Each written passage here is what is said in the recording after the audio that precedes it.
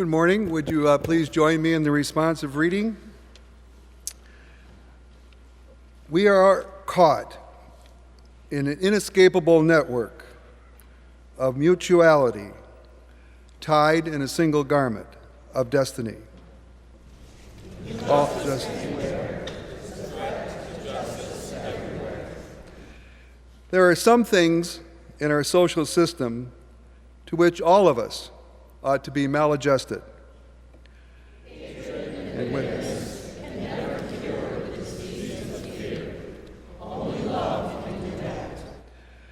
we must evolve for all human conflict a method which rejects revenge, aggression, and retaliation. The foundation of such a method is love. Thank you. My name is Jim Reddick. I've been a member of this church since the year 2015.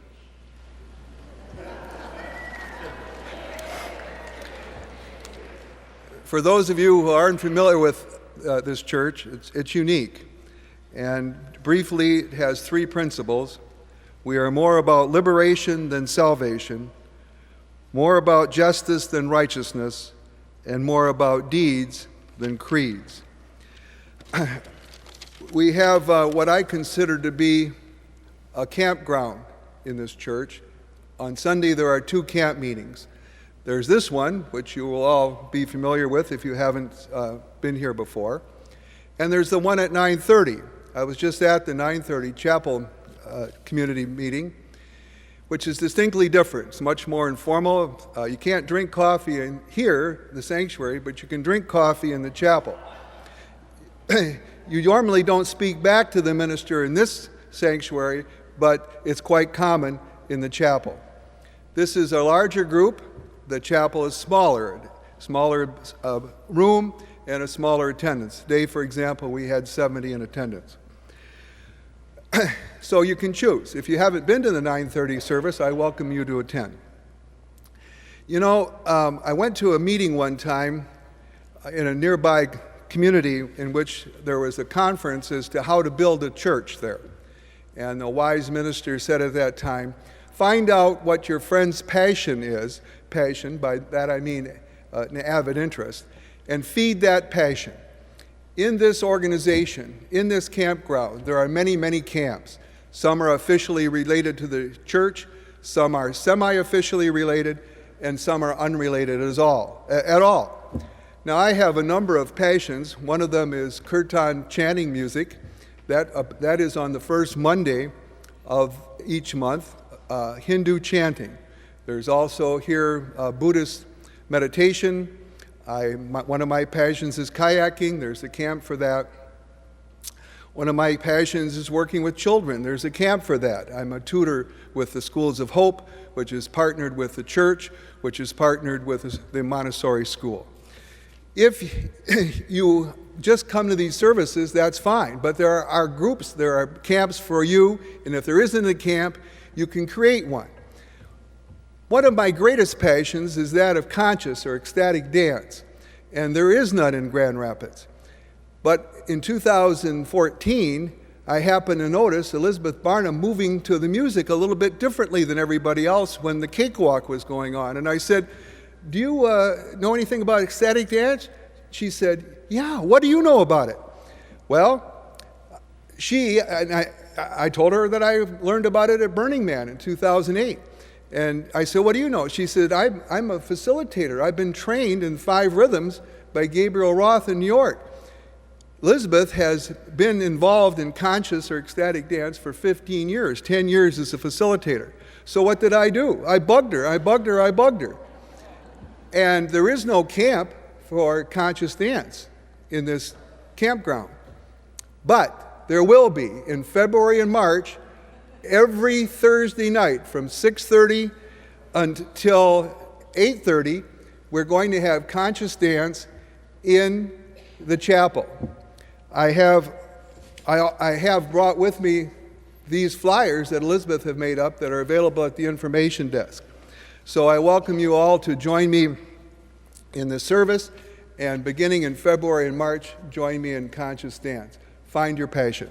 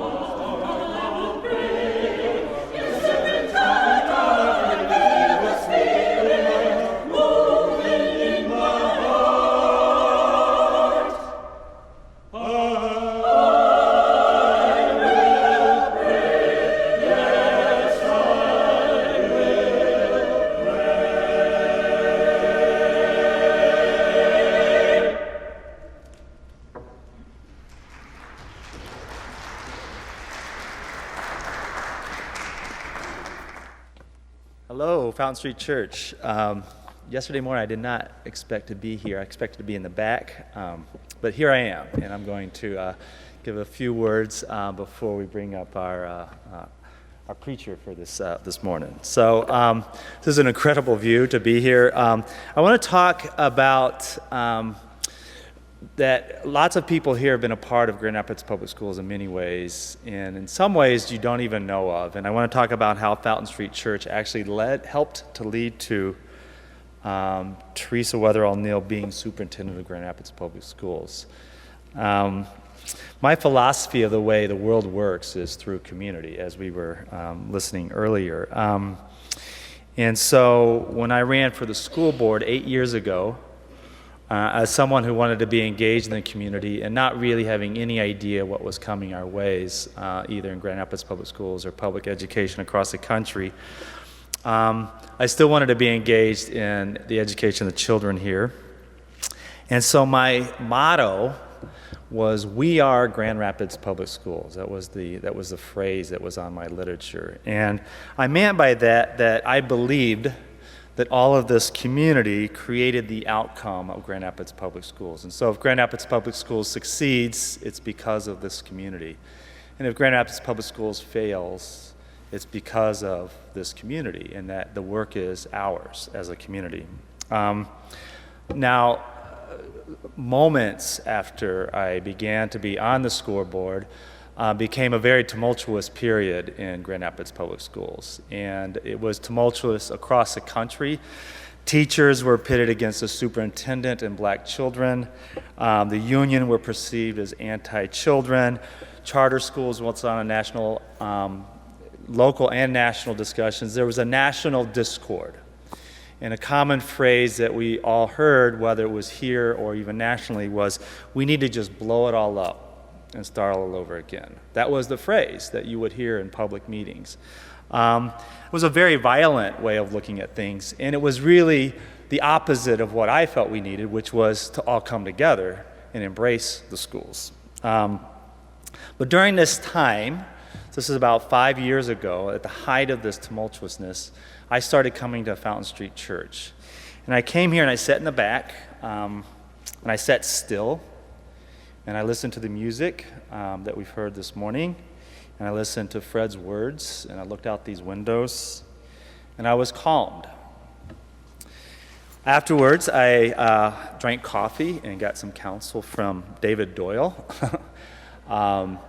A lot of encouragement from GRPS teachers and retired teachers and secretaries. And I recognized the broader community that embraced Grand Rapids Public Schools.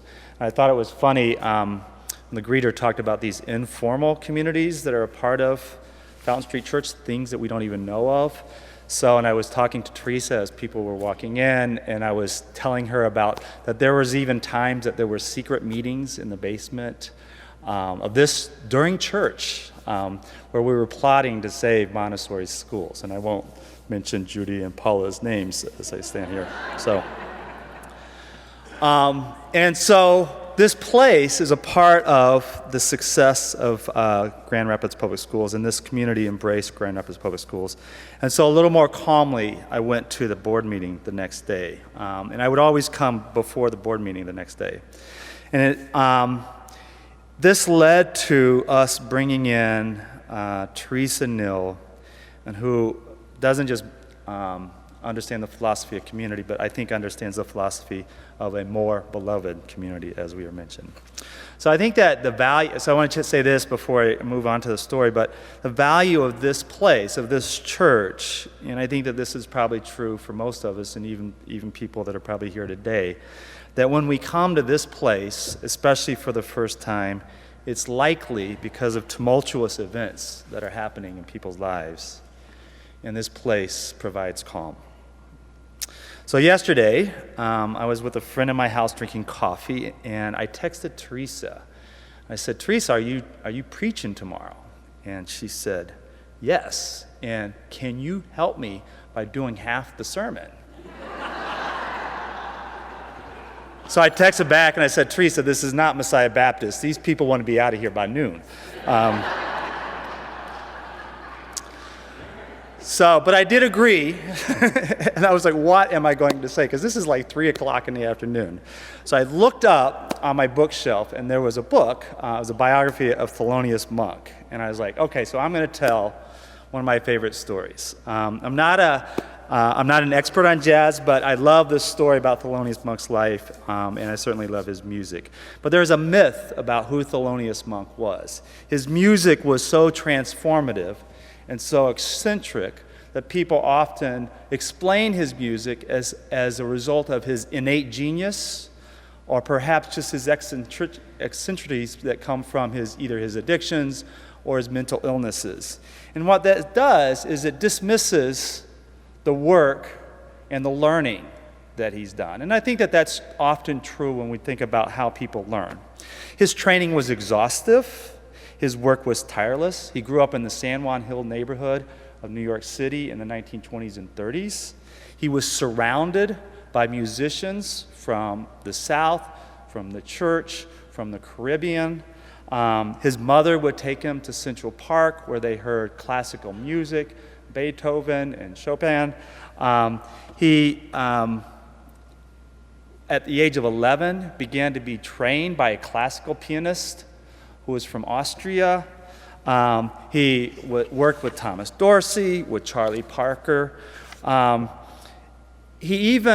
was a story that his biographer wrote about how his friend visited him while he was listening to this bizarre country music.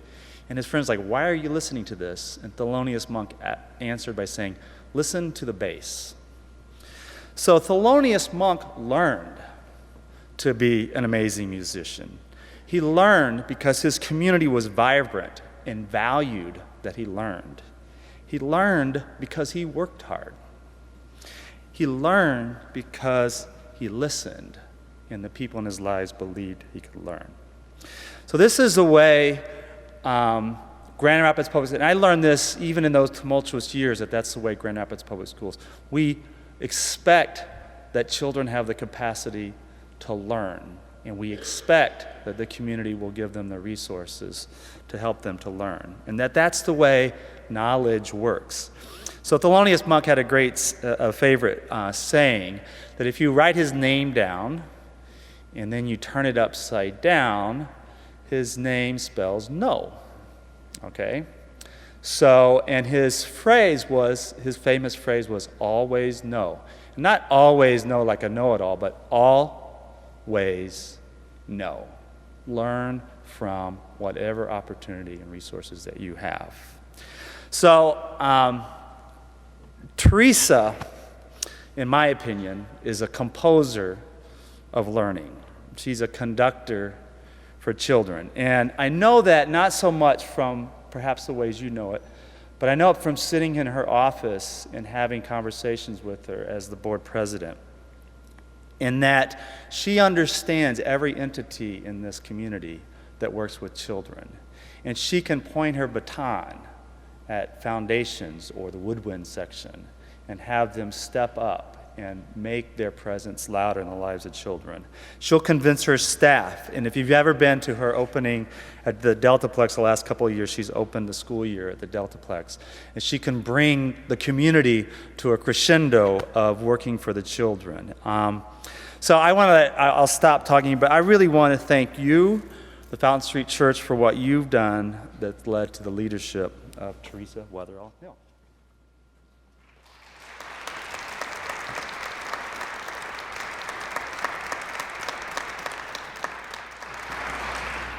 Good morning. And so I did ask Dr. Baker yesterday to share with me one, because we share such a passion for social justice and just being about the right thing. So first, giving honor to God for allowing me to be here this morning. Thank you to the minister, and thank you to all of the members of Fountain Street Church. It is rare, I think, in a lifetime when you get people together, like-minded people together, to do something wonderful.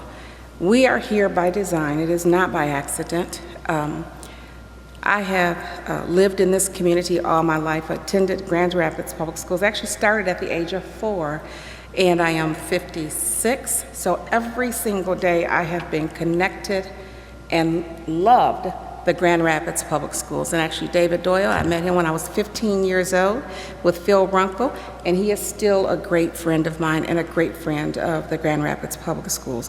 And I just believe that all of this come together for a reason. I shared with Dr. Baker, who is my president, when he came to my house and asked me if I would take this job, I had to really think about it. I would never have applied for this position. I've shared this with Dr. Baker and many, but I do believe that there's such a time when you have to stand up. Whether you want to do it or not, you have to stand up for what you believe. I believe that education is a social justice issue, and it has always been. And at the time that Dr. Baker approached me, we were in a time that I had to stand up and do the right thing for this community, for these children, and for our staff members. I don't believe that education is just a privilege for some, but it should be afforded to each and every one of us. And so that's what we are about, this beloved community. I want to thank you all for the bond, because I don't take that lightly. That's important. That's an important part of becoming a great community. And what we will be able to accomplish for these children will be wonderful, wonderful. So I do want to thank you. Grand Rapids Public Schools is, we have about 17,000 children, and it is very, very diverse, and it's beautiful. That's an asset for this community. Our children represent over 54 countries, speak over 50 different languages, and where else can you find that but in a beloved community?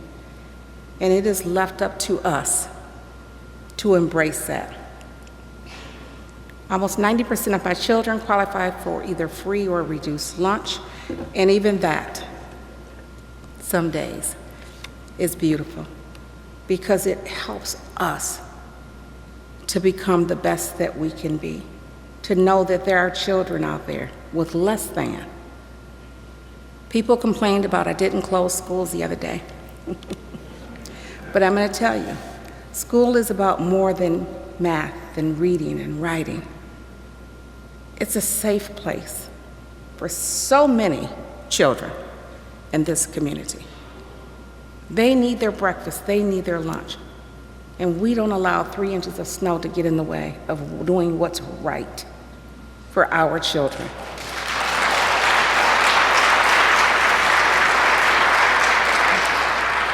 We have many wonderful things that we have been able to accomplish, not by myself, it's we. We have a great team in the Grand Rapids Public Schools. Wonderful board, wonderful staff members. This community, we've done quite a bit. We are not where we want to be. I'll be the first to admit that. But I tell you, in the past 4 years, we've done more than most. Academic achievement is up. Chronic absenteeism, we have reduced that by over 30%. That's huge. Children need to show up. And we do that by modeling. We have reduced our suspensions with programs like restorative practice, positive behavior intervention support. We need to model the behavior that we want to see in these children. And the answer is not sending them back home. That can't be the answer. Not in a beloved community. You don't suspend your children and send them home when you know the situation. Our teachers are trained, the best teachers around. I'd put them up against any group of teachers. Our principals, we have professional development for the first time for every person in the district. Our credit rating is up. Our enrollment is high as it has been in the past 20 years, 2 years straight. These are all the things that happen in a beloved community. And like I said, we are not there. But education is about ensuring that every child in every school, in every neighborhood, regardless of zip code, regardless of the savviness of a parent, every child should have a great opportunity to be successful. It's not about equal access. That is not the way we're going to get rid of poverty. Poverty is not just about money, it's about a way of being. There are certain things that people in poverty do that we don't do. We need to seek to understand that. We need to seek to change that. People have said to me, a shiny building, a new building is not going to change the lives of these children. Teresa, it doesn't matter. I tell you it does. It does. Our children need the new buildings. They need new technology. And we as a community answer that. We said, we believe that it is for all.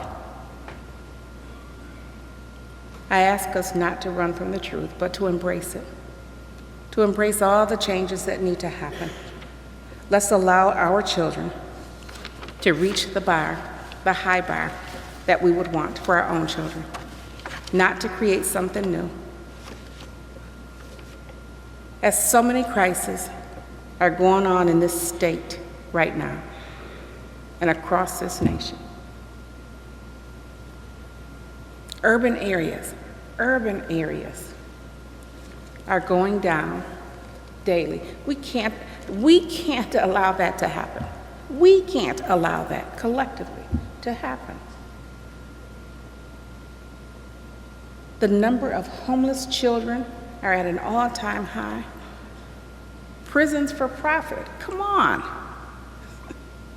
We can't allow this to happen. We need to be the voice. School systems being taken over. Children are not being educated.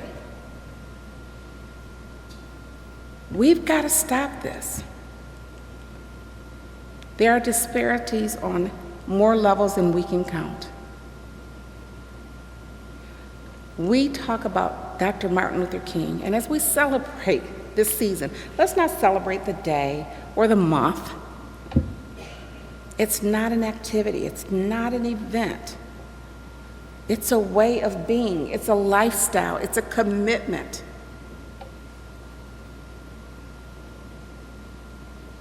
Two years before I was born, in 1957, Dr. King talked about this beloved community.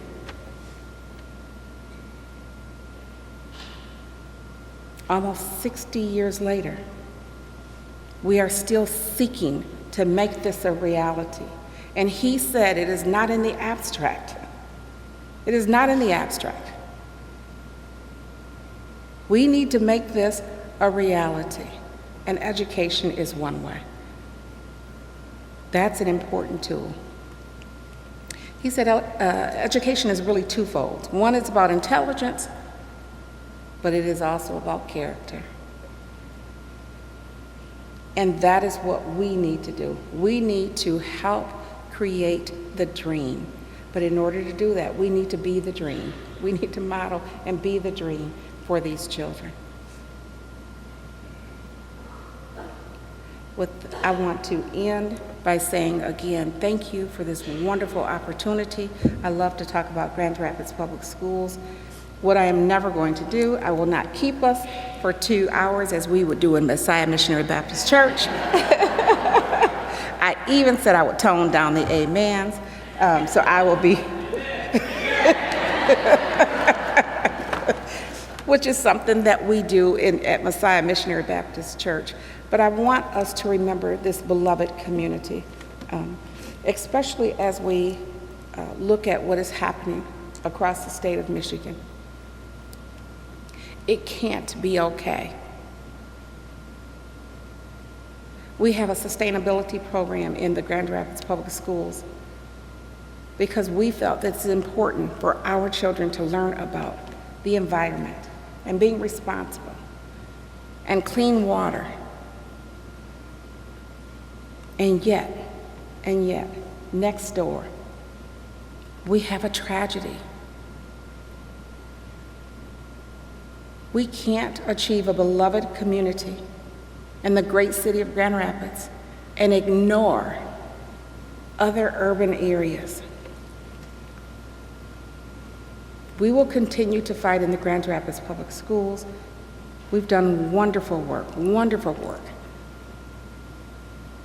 And I believe that it is all divine. It is all divine. I'm not smart enough to have sat for 52 years to wait on a position. I couldn't have done that.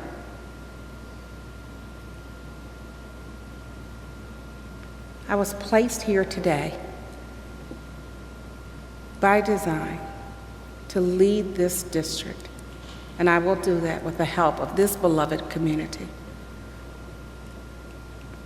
We will continue to push. We will continue to hold people accountable, but we will continue to strive for the reality of the beloved community that Dr. Martin Luther King talked about. I want to thank you. I've never been called a preacher. I've never anyone to even write that I'm going to give a sermon kind of shook me a little bit. I just like to talk. So I don't know if what I did qualifies as a sermon, but I tell you it's from my heart. It is the truth. We have an obligation. We have an obligation to do right by these children. This is what we need to lead. A better place than it was when we all found it.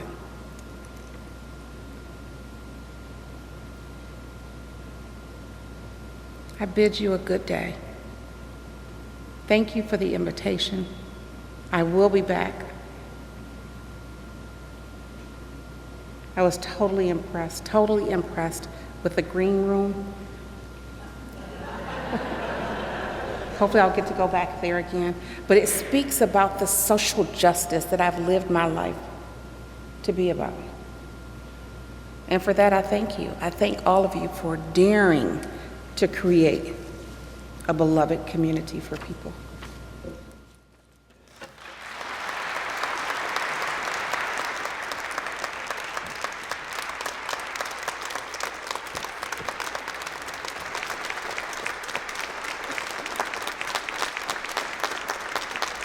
I know you join me in thanking Tony Baker and Teresa Neal for blessing us with the chance to hear the voice of call that she mentioned she felt obligated to rise to meet. Where is it, friends, that this week and this year and in this life you will choose to rise with your voice lifted high.